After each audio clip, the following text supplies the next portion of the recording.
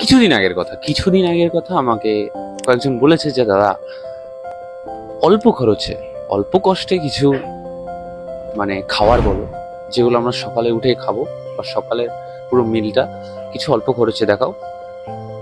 আর ব্যায়াম ঘুম থেকে ওঠার পর অল্প খরচে।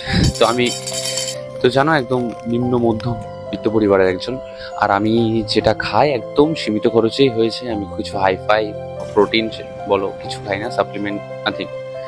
ওকে। আর তো সেটাই ওরা বলেছে আমাকে। তো আমিও খুশি হলাম যে আমাকে জিজ্ঞেস করেছে, হয়তো তাদের জন্যে যারা আমার মতো নিজের খরচ নিচে চালাও, মানে নিজের সবটুকু নিজেকেই ভাবতে হয়। তো সেরকম পরিস্থিতিতে থাকা আমার মতো যেসব বন্ধুরা আছো তোমাদেরকে বলি, প্রথম যে মিল তোমরা সকাল থেকে উঠে নেবে একদম অল্প বাজেটে, এইটা খেতে পারো।